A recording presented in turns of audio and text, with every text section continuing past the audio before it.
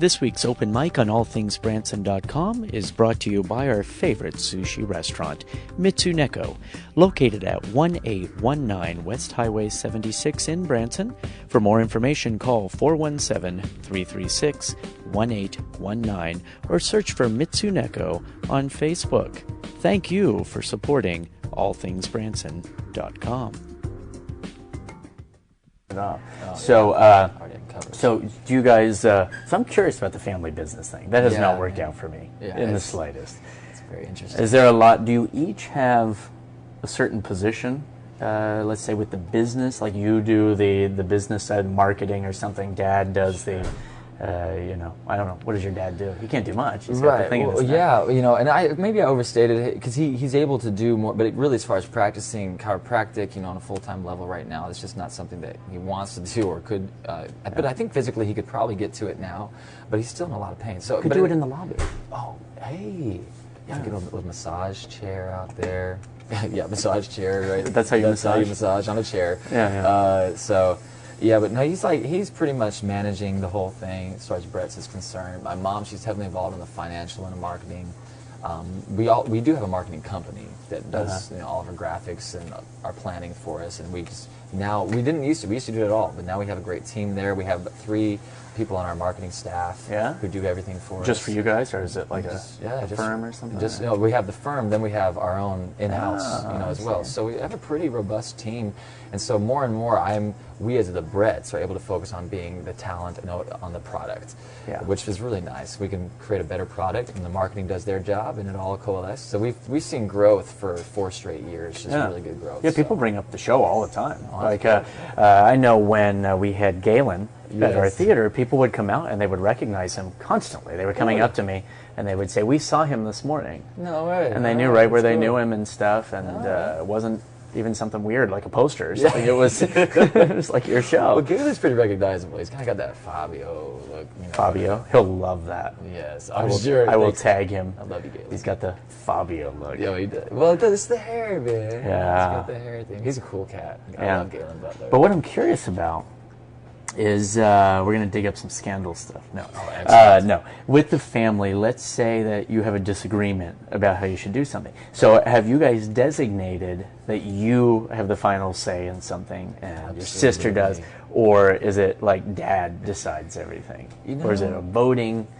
It's a terrible thing, but it's pretty much by committee, But I would say Dad has veto power, Like everything has to be finally approved by him in a sense, but we trust each other and things work out. We've done this for a long time. Yeah, I don't have a family like that. It's kind of crazy, man, to actually be able to work together and make it happen. And it's not the easiest thing in the world. Yeah. But we've been able to do it. We've been very blessed. Well, that's good. But we saw each other out at the Showboat. Yes. Because you were on the... do they still do that? They do. The DJ. But not me, man. I just play songs, man. No horse heads or anything? No horses. Nothing like that. No jumping around or anything. No. I do that, man.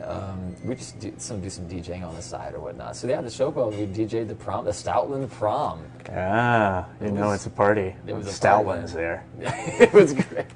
Those kids, I'll tell you, man, they could get down, man. They had a lot of fun. They would do all these crazy dances. Like the cheer squad got out there and they had dances to Uptown Funk and all this kind of stuff. Like, really? Cool, man. So it was fun though. Yeah, so we do that occasionally, but for the most part, man, I have no life. We do Bretts, and then we're writing music. We're doing all kinds of stuff for Prince Ivan, and it's kind of nonstop as far as making all that work, So, but you gotta have purpose. You gotta have something that's driving you, and we're really excited. We're trying to help take Branson to the future, man. Okay, so that brings that up, because everyone that I've been interviewing have been people from shows that I think are making a difference in this town. Yeah, we're trying to do our part. That's right.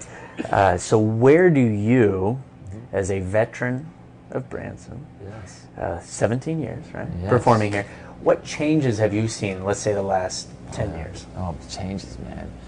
Well, I think some of the changes are pretty obvious. You've seen, seen people pass away who are the icon stars, Andy Williams and so forth, and I've seen a lot of development architecturally, and people trying to press for something more modern. In entertainment, it's I think we're kind of in a phase right now. We're evolving. We don't have as many of the stars, but there's a lot of high quality entertainment. I think people have had to step up their game. So I've seen an improvement in entertainment quality over the last specifically 3 to 5 years. A few people with vision have been driving that, and people have been rising up to do that. So I see a lot of improvement in the entertainment that's been happening, and I'm really excited about the future, man. I'm really excited. I think Branson has a lot of upside, a lot of potential. Personally, I think it's a unique place, but I think some things need to happen in order for us to go in the future. But, I think what I'm always surprised about is the lack of online presence, let's say. Right.